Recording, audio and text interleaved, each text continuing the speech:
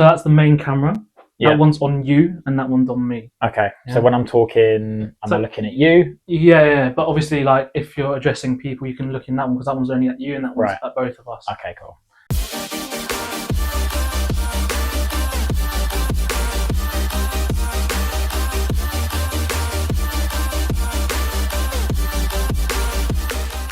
Yes, guys, welcome back to the Chinwag podcast. Today I'm joined by Warren, and we're doing our Premier League predictions after the first weekend of results. So instead of predicting the league table, which we'll do later on in the video, we're going to go through a list of categories and see who is going to do well and not so well. So, Warren, let's get straight into it. All right. Okay, so we're going to start with the champions. Yes. Who do you think? Well, I think Arsenal will win the league. Really? I do. It really hurts me to say that because I hate Arsenal. I hate Arteta. I hate Rice. I hate Saliba and Gabriel the most. The person I hate the most, is David Raya. And I hate him. He's an unbelievable keeper. He was so good. He's an unbelievable keeper. After the first weekend, obviously, made some great saves. I think we deserve to get a point the way we played, but he kept you in the game. But obviously for United, it's looking positive. But we're not talking about United. We're talking about Arsenal, and obviously you support them. So you give your down low on what you think. Yeah. Who's going to win the league? Surprisingly, probably a role reversal. I didn't have you down to say that we'd win the league. I'm not saying that Arsenal are going to win the league this year. Okay. As much as I'd like it, I'm going to throw a bit of a curveball. I think City are going to win it back. You think City are going to win it back? I did like City against Wolves, but Wolves are poor. Wolves are poor, I agree. For me, I think it's about the impact that Rodri's going to have when he's back, the business that they've done. And I think, you know what, having Pep Lijnders as part of their backroom team, I think is a really underrated bit of business that they've done. I think City's defence will let them down. It's in talks at the moment. They're going for Donnarumma, obviously. But at the moment, they got James Trafford. Yeah, he's a good keeper, but he's like England's like 4th or 5th choice goalie. Yeah.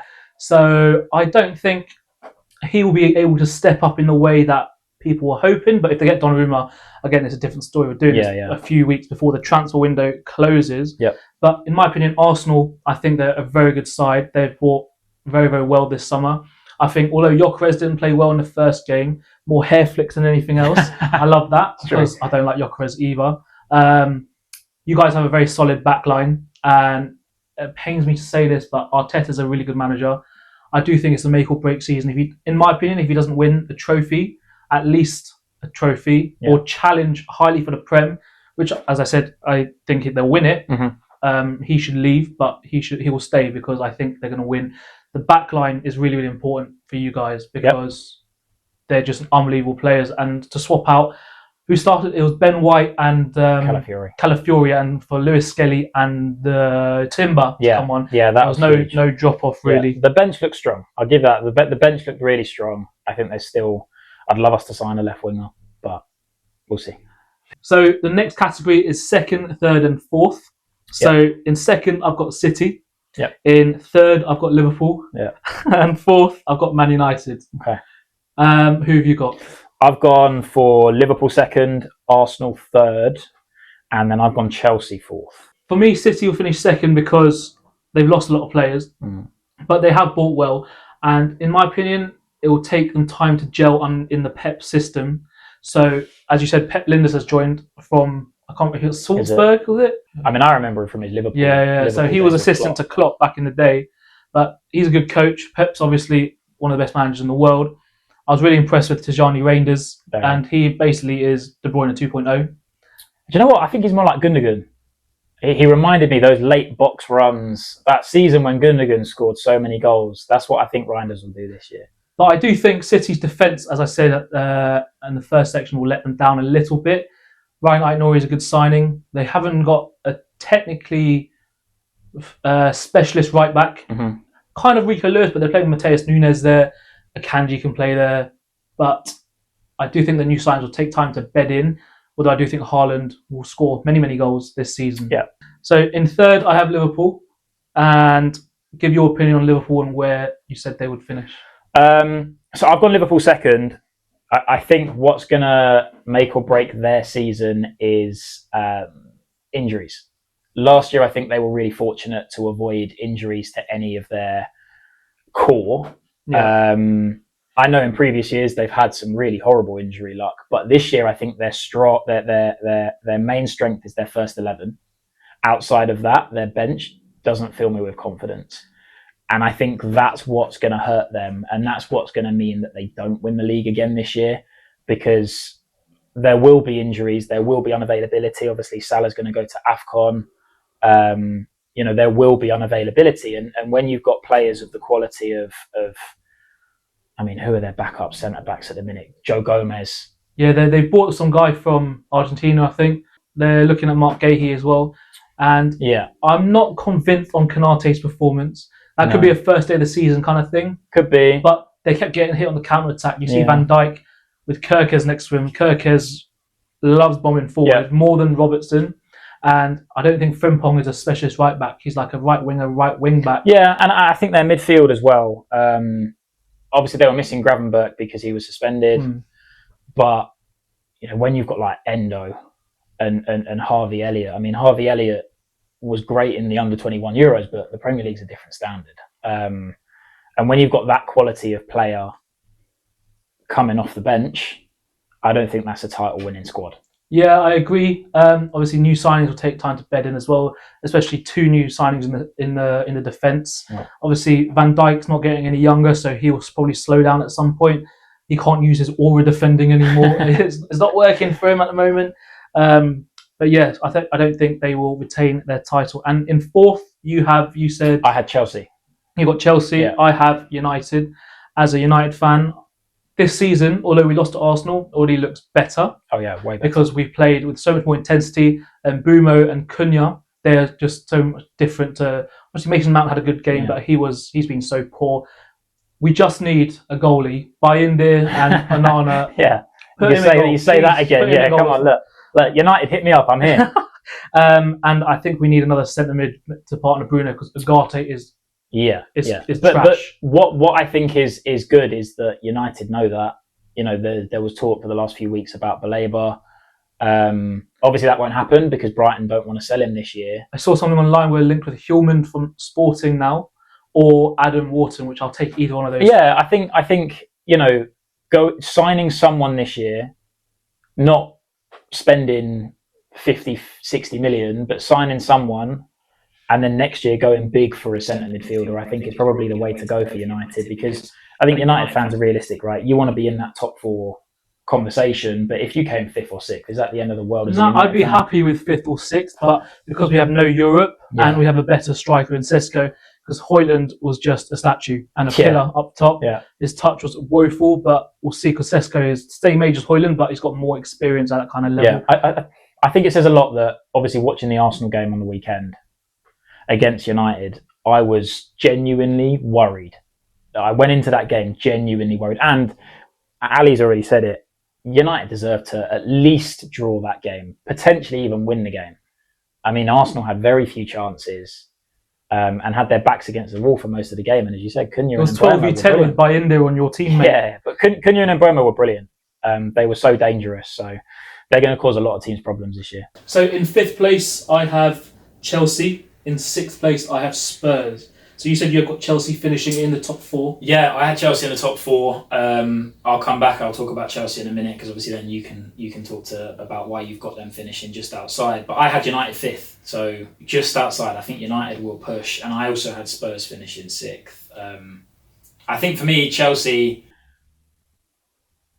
they're playing Football Manager in real life, aren't they? That's really what they're doing. They're playing Football Manager. They're spending all this money. Then they're selling these players that don't even play for them for profit. I think they sold Broiler for like 15, 20 mil. These players, Dewsbury Hall, who barely played for them, being sold for 20, 25 million. That's crazy. These players that they're still trying to sell now, like Renato Vega, who barely played a game for Chelsea, and they were asking for 20, 30 plus million. It's crazy. They're doing a good job in doing that. And fair play to them. They've sussed out the business strategy, and I think as a club, they've got a lot of misses with the transfers they made, but when you make that many transfers, you're going to get a lot of players that come in that are going to do well, and I think João Pedro is going to be brilliant. I think Esteval will go. I think Esteval will. He's going to take a long time to bed in. I think Gittins is going to be really good. Yeah. I I'm excited about like Chelsea as a team. I don't want Chelsea to do well, obviously, but I think they'll just nick it. And seeing how they played in the Club World Cup, I think they're going to be a problem this year. They'll be very hit and miss, I think. To be in the top 4 for Chelsea, I think they need to sign better quality centre backs. Who they got? Tosin. Who else have they got? Levi Cole, who's now injured. I think that's hurt them big time. Yeah. And a better goalie. I don't think Robert Sanchez is all that. Mm-hmm. He did play well in the Club World Cup final, but he's not all that. But okay, Spurs, I got finishing 6th. Yeah, I think Spurs, I'll be honest, I could see Spurs finishing 8th. I could see Spurs finishing 4th. Like, there's that sort of European area in the table that I think they could be anywhere. I think Thomas Frank is a fantastic manager. Yeah, I do think they'll be more consistent this year. You saw in the Super Cup final, they played 3 at the back. Against Burnley, they played 4 at the back.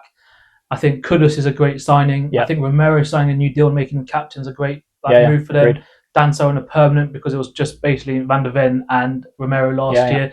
When they got injured, they were cooked. Who else have they got? They got Bissouma, who's been fined for being late. I think Thomas Frank has set his marker down on what he expects of them. I think they'll be more consistent under Thomas Frank than Ange. I agree. I think, as with a lot of the teams that we're talking about, obviously transfers that haven't been made at the time that we're filming this could have a significant impact on these predictions. Obviously, Eze looks like he's going to go to Tottenham, and I think that's a fantastic bit of business. I would have loved him at Arsenal. But you got Noni Madueke. We'll leave that one. But obviously then, Tottenham are looking at other players as well. As are Liverpool, with Isak. So lots can change still, but I think Spurs being that challenging for top 6 going towards top 4, I think is probably about right. Who do you think? So the next category is European contenders. I chose Newcastle, but I chose Newcastle on the fact that they're going to guarantee to get themselves a striker, whether it be Jan Wissa, they keep Isak, who knows, but I do think they'll be the next best team out of everyone. But Champions League might hurt them a little bit, which is why I don't think they'll finish so high compared to last year. I've gone for Forest, which I think might surprise people. I think a lot of people have the opinion that, Forest did it last year. They started to fall off a bit towards the end of the year, and they're going to continue falling off now. But I like the business they've done. They've signed McAtee recently, Amari Hutchinson, and they've I think they've only really lost Alanga, and obviously there's the whole saga with Gibbs White, which is funny because it happened to Tottenham. But I think I like Nuno. He's one of the rare goalkeepers turned successful managers, anyway. And I just think that he's got a strong beard game. He does have very strong beard game. Not good hairline game. No, but obviously, Mr. Marinakis clearly is overly involved, so that might hurt them. But I think Forest probably have enough. I think Newcastle will be there or thereabouts. So relegation candidates, the 3 teams that will go down, in my opinion, Burnley will finish bottom. Agreed. Good. Wolves will finish second bottom. Okay. I think Wolves will finish second bottom. They signed the most random players. Yeah. Don't you think? I have no idea who any of their players are. Yeah. And they just turn up out of nowhere and they start producing like little bits of good stuff. But I do think they won't have enough. They've lost Aït-Nouri, Semedo. They've lost Cunha, obviously, as well. But they've got good money for them. They are linked with a few players, but again, very random and not Premier League proven. And the third team I have is West Ham going down. Okay. What about you? I've also got Burnley finishing bottom. And I also have West Ham going down. Okay. I guess we can talk about that in a second. Yeah. But I also have Leeds going down. Okay. One signing from Leeds has actually changed my opinion on them. Interesting. Who's that? Noah Okafor from AC Milan. They signed today. Okay. So I do think he's better down the middle. Yeah, he's a striker. So Calvert-Lewin, they bring on to hold the ball up. Yeah. They got Nemecha, who's okay. They scored the penalty yesterday, but I think Okafor will score quite a few goals to help them survive. I think for me, Leeds remind me more of a team that have spent a lot of money on players that on paper look like they'll do a job, but just won't gel, won't fit, won't work. Happy to be proven wrong, because the time when obviously me and you were growing up, Leeds were a staple Premier League team. Champions League, early 2000s. Yeah, if we were to say name 20 teams that just are Barclays teams, Leeds, Leeds would be in there. Blackburn. Yeah, exactly. So I think I'd like Leeds to stay up. I just don't see it. Obviously, there's one promoted team that neither of us have mentioned. Well, I guess we'll talk about them at some point. But the other team, then, yeah. So Burnley, Leeds, and West Ham. I do have Wolves thereabouts, but yeah. So West Ham, I think, will go down. They have not done enough. They bought horrendously last year. Yep. I think Potter is an overrated manager, Agreed. in my opinion. I don't think he's all that. He had a really good Brighton side because of the players that Brighton have. And Brighton continue to do that under Hertzler as well. So West Ham need to buy. I don't know if they will buy enough. They've only literally got Bowen up there. Fulkrug, he's horrendous. Yeah, he doesn't look the player that they thought they had. Yes. Losing Kudus, I think, is massive because now teams can double or triple up on Bowen. Whereas before, if you did that with Bowen, then Kudus would do something. And Paqueta, there's talks of Paqueta leaving exactly as well. I just don't think they've got the quality or the depth in that squad. Okay, so just outside the relegation zone, I've got in the danger zone, I have Leeds and Brentford. Yeah, so obviously I've already mentioned Wolves. I have them just outside the relegation zone as well. Similar reasons as to what you said. But I also have Brentford, just literally 17th, just about scraping it. And the main reason for that, I think, is because I don't think Keith Andrews will last. I think he'll get sacked before Christmas, and whoever comes in will just about be able to keep them up. But I'm worried because they've been torn apart. Yeah, I do think they will have enough. They just signed Dango Atara to replace Mbumo. They're not letting Wissa go yet because they're obviously looking for another striker. They have Kelleher from Liverpool, Henderson, who's, I don't know how much he will be able to affect games, but I do think they're a well-run club and they will just survive. But this will be their toughest season in the Prem. Their business model, I think, is what will keep them up, if anything. I mean, losing your manager, your captain, your star player in Mbumo, and most likely your striker, any team would struggle with that. So and Norgard, captain. I really think they'll struggle this year. They might go down. I don't think they'll go down because I think West Ham, Wolves, and Burnley are worse than them. Yeah, I agree with that. So we'll see what happens. So your top scorer, who's your top scorer? I think this year, and probably a surprise to nobody, I think Erling Haaland is just going to come back too strong this year and absolutely smash it. Yeah, nothing else to say about that because he's the best striker that's it. in the Prem. Top 3 signings. Why don't you go first on this one? So I was trying to have a look at all of the signings. I was doing this morning. I didn't want to miss any last minute ones. And I was trying to have a look at all of the signings that have been made recently. I'll give one. And then if you have them in your 3, then you can mention it too. And as much as I hate to say it, I think that Benjamin Sesko is going to be quite a big hit at Man United. He's not in my top 3. I've got another Man United player in my top 3. I do think Sesko will do well. But I think Cunha will be the best player, best signing out of the 3 up top for us. Yeah, his pace, his power, his tenacity, his desire to get there when he did like a Luis Suarez-esque ricochet off people and had a chance. I do think Cunha is a great signing, and he's got the presence to play for Man United, unlike Højlund. Yeah, he's got the personality, and what I really like about Cunha is he can play in lots of different ways. He can run in behind. He can shoot from distance. He's great on the ball. He's a playmaker as well as a finisher. So I think that's a great shout. I think in a similar vein to that, one of the other players that I'm excited to see in the Premier League this season is Florian Wirtz. Yeah. Didn't have the best of debuts, yeah. But from what I've seen of him before and seeing in pre-season, everything's going to run through him. He's a proper baller. I think he'll be... He might not be up there in terms of goals and assists, but if you watch the games, I think he will be central to everything good that Liverpool do. So my second one is Tijani Reinders. I really liked him in Milan. I liked him watching the Netherlands as well last summer. I do think he's a great player on the ball. They've replaced De Bruyne with him, in my opinion. He plays very similar to him and Gundogan, as you said earlier. He controlled the game against Wolves. But yeah, I do think he's a great player. I think he's half Filipino, if I'm not mistaken. Correct me if I'm wrong. So my third player is the new Bournemouth left back, Truffett. Okay. And he was, I know they conceded 4, but he was unreal in that game. And he's always a player on on like the radar of different teams. He was at Nice last year, and there was no drop off between him and Kirkes. Obviously, him starting that game against Liverpool where Kirkes went, and I do think he played really, really well. And I think he'll be a great signing. Like 2 or 3 years' time, he'll be the next one to leave Bournemouth in that kind of way Kirkes has. Yeah, I mean, it looks like it's a system that fits him. I think in the same vein as to what you've said, I like that you've kind of gone outside the traditional big six teams for one of your top signings. So I'm going to do the same. And I'm going to look at James McAtee, the player that I mentioned a little bit earlier on. I'm really excited by what he's going to do at Forest. I think when he's played at City, he's showing glimpses of real quality. And I think getting weekly game time in a good Forest team, as I said, I think we'll be pushing European places again. I'm really excited to see what he can do this season. So the next category is players to watch. It can be new signings or players that are already still at their teams. The first player I have to watch is Habib Diarra from Sunderland. He was at Strasbourg last year, and I know Strasbourg did really, really well.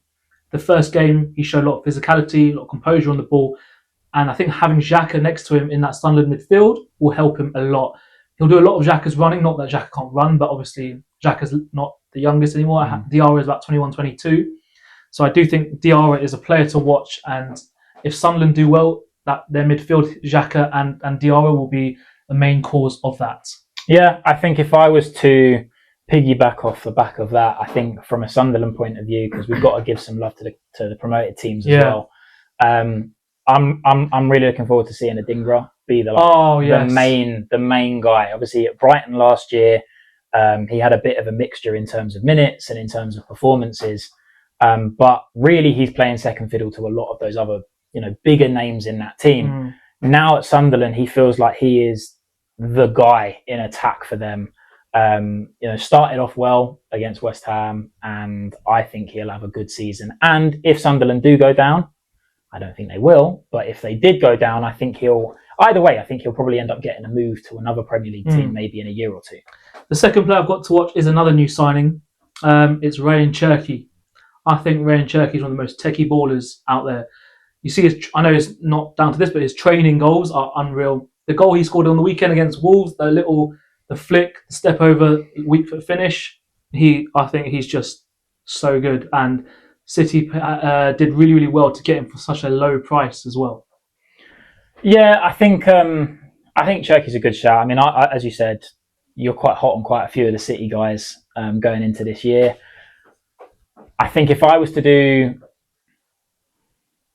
some one or two of the new signings that Arsenal have made, because I haven't given them too much love in this podcast so far, I'm really excited by Zubimendi. Yeah, because I think he is going to change the way that Arsenal play completely. The way that he plays and the calmness that he can exert on the game, I'm excited to see. But one that's maybe a little bit more kind of left field, I'm really excited by Christian Mosquera. I don't think will he get much game time. This is the thing, is he's not a headliner because he's not going to get loads of game time. But from what I've seen of him, physically he's a beast. He can play all the way across the back line. He's raw, and there are definitely parts of his game that he needs to improve on. But I'm really excited. From what I've seen of him, I think he'll fit the Premier League really well, and I think he could be a little bit. Is it Gabriel? Okay, he'll be a bit of a sleeper for Arsenal this year, I think. But in a year or two's time, I think he could really explode. I'm gonna say, is he like a Gabriel 2.0 or Saliba? I think he's more of a Saliba 2.0. Yeah, okay. He's not as aggressive as Gabriel. He is a little bit more Saliba-like, but I think give it a year or two, and I think he'll explode. Fair enough. And the third player I've got, I've just got for new signings to be fair, but Amari Hutchinson from Ipswich to Forest. Mm-hmm. I think he'll be competing with McAtee on that right-hand side. In my opinion, I think Hutchinson will get the better of him and be able to start more games. I just think he was I know Ipswich went down last year, but the player that carried Ipswich in certain games, and he was the player that Ipswich looked to for some inspiration. So I do think he's one to watch as well for Forest. Yeah, I mean, I think if I wanted to avoid just doing loads of new signings... Yeah, I didn't clock if it was just new signings. It's a really obvious one, but I think it's one that a lot of people are sleeping on. It's why I have City to win the league this year. It's the return of Rodri. Ballon d'Or winner who literally played barely any minutes last season. Him and the reason I say he's one to watch is because it's all about how he reintegrates. How fit is he? How sharp is he? How close to that Ballon d'Or winning season will he get? If he gets even close to it, I think City will not dog walk the league, but I don't think it'll even be close. Fair enough. That's for me why I think I'd have him up there. Okay, so your manager to watch this season, I'm going to go for Regis Lebris. I don't know much about him, but I know Sunderland are building a good side. And obviously, a good manager and a good side work well together. And I do think he's bought really well. He's managed to integrate all these new players into his starting 11. And I think they started 8 new signings. And that is an incredible amount to integrate in their first game of the season. So do you agree, or who's you got in that? I think it's difficult. When you do a prediction video like we're doing, obviously, after the first round of games, it's easy to get influenced by what we've seen. And I think we will definitely fall into that trap. Yeah. And no doubt we'll react to this in like 8 months' time. Exactly. We'll what is he talking about? We can come back to this later on in the season and be like, oh my goodness, I can't believe we were talking that waffle. But I think it's difficult to say at this point that, Sunderland are going to be that team. For me, I think almost a dead cert is going to be Thomas Frank. He is, he's already shown it in the Premier League with Brentford. He just gets more out of his players, and his tactical work is right up there with the best tacticians in the league, and I genuinely believe that. And I think at Tottenham he's going to be a big success. I don't think he's going to win a trophy in his first, or maybe not even his second season, obviously like Ange did in his second season, but I think he'll have them up there for European qualification again. Okay, fair enough. And the last category is managed to get sacked first. We kind of briefly talked about it, but I think Graham Potter will be sacked first. You said someone else earlier, and I can't actually remember who it was. No, I mean, I think Brentford, I think Keith Andrews, I think he's going to struggle, but I agree with you. I think Graham Potter will be the first to go. And the main reason for that, I think, is that West Ham are not as well run as Brentford. I think Brentford will give Keith Andrews a bit more time, and they will be understanding everything that has happened this summer to Brentford hasn't really happened to West Ham. They've lost Kudus, obviously, that is a big player for them, but everything else has remained relatively stable. West Ham don't have a great track record of being the most patient boardroom in the league, so I agree with you. They want to play like nice football, but every time they hire a nice football manager, it goes wrong. No, I agree with you. The signings don't match up with the philosophy. I think. So on screen now, you can see my table and Warren's table. We've talked a lot about our top 6 or 7 and our bottom 4 or 5. So now we're going to talk about the clubs who we have not talked about too much in this podcast.